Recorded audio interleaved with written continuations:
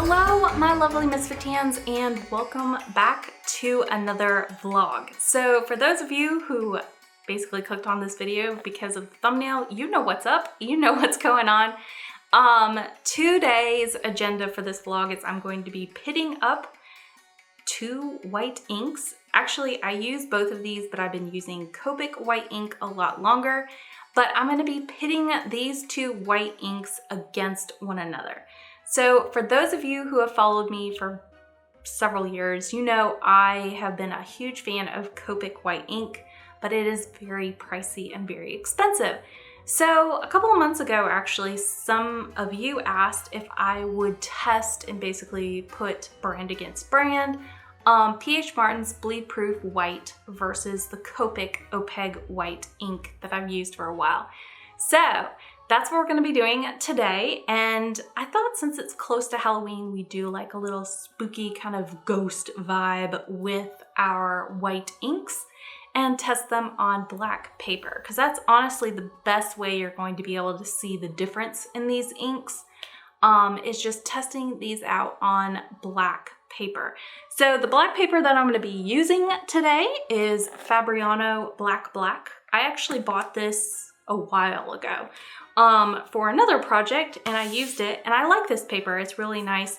It's not watercolor paper by any stretch of the imagination. It's just kind of a nice thick cardstock type black paper that I needed for another project a while ago. So I'm going to be pulling that out, and I have 4 tests that I'm going to be doing with these inks. And yeah, I think that's enough for intros. Let's go ahead and jump into this.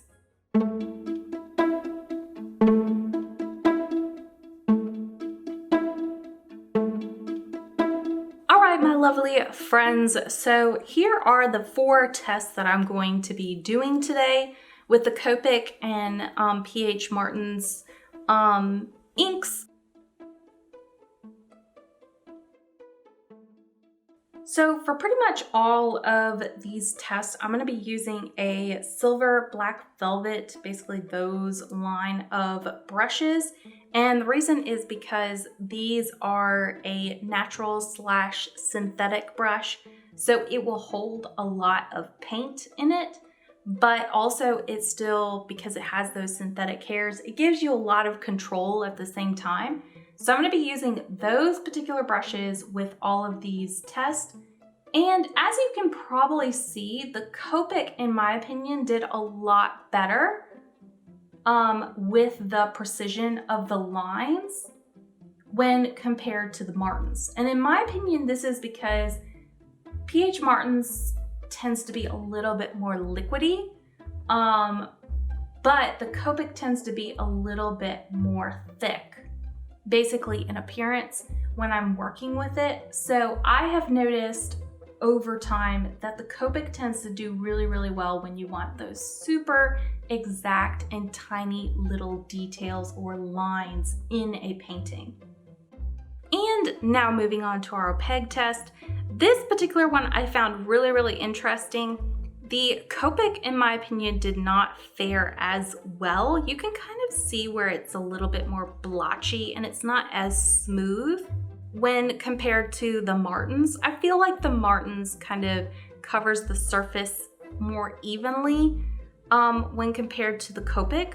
But at the same time, if you really pay close attention to the Copic, you can see where there's little splotches or areas where the ink kind of settled, and those areas are very, very opaque. So once again, in my opinion, I think that is because of the makeup difference between the two. Copic is really a thick type of paint, and it's not really meant to be used in this manner per se. I don't really use Copic white ink for basically covering an entire area, but the reason why I did this is because I wanted to test the difference of opacity between the two. The PH Martins, I think because it's more of a liquid form, when compared to the Copic, covers the paper a lot better and a lot smoother in more of a flat wash kind of scenario.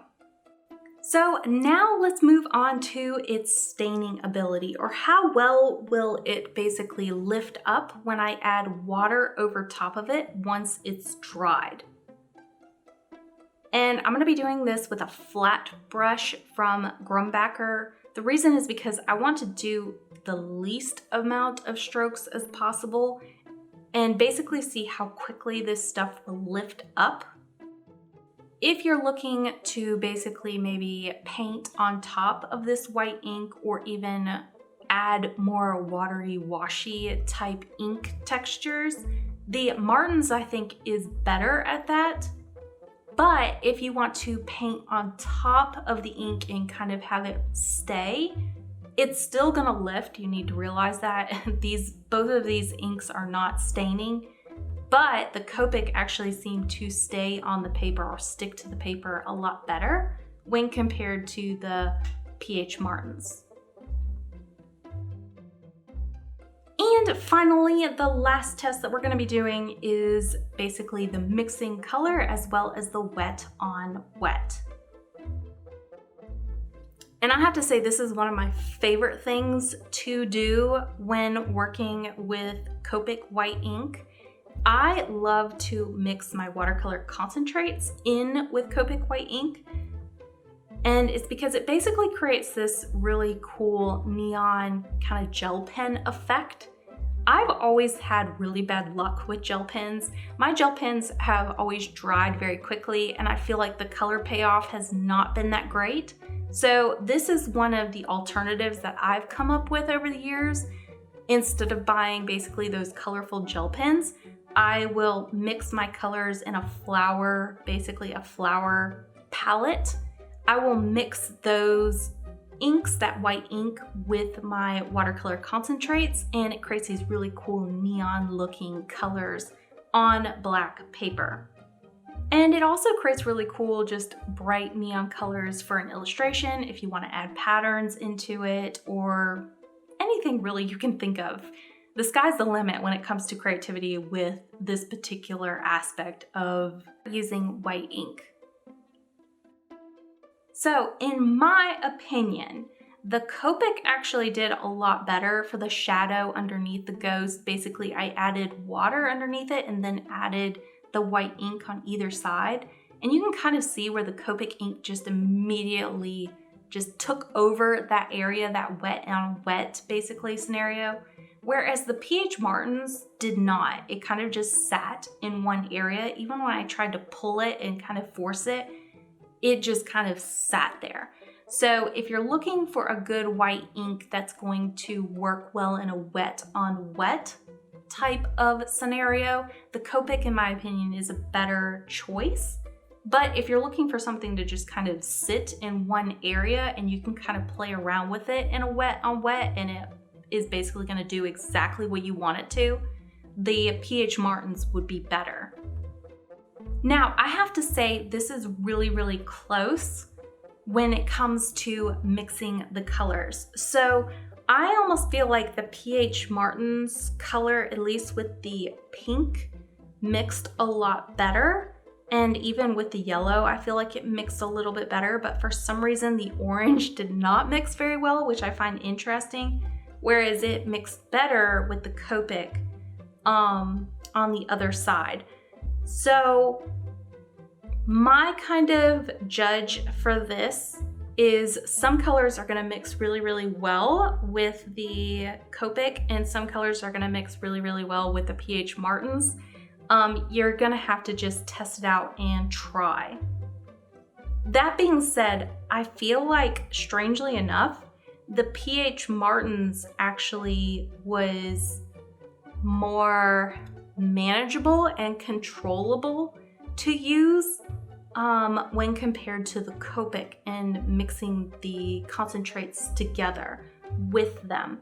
So if I had to choose which one basically was the winner of the mixing colors round, I would say the PH Martins actually did a lot better mixing with the watercolor concentrates when compared to the Copic. However, they are so freaking close. It's really based on, in my opinion, what you want from the other scenarios that we tested. and kind of weighing that out. So which of these basically won the battle of the brands in this particular test that I put together? In my opinion, it really depends on what you're looking for. And some of you might be like, oh man, but it's really true. If you're looking for something that's more into inking line work or precise work, the Copic is hands down better than the P.H. Martin's. And honestly, it's because that's what it was designed to do. It was made for adding super precise lines in comics, that type of stuff. And it's really used for inking purposes. So if you're looking for something more on that realm, I feel like the Copic is what you're really gonna want to go for. That being said, if price is an issue and you wanna have more of a versatile supply, I would say, the P.H. Martin's one actually is really nice for using it more of a paint kind of style. So you probably noticed that when I was mixing watercolor concentrates with it. I really do feel like the P.H. Martin did better per se with more of the concentrates than the Copic did. It just painted a lot nicer, and it actually did have more of the feel of a gel-like pen.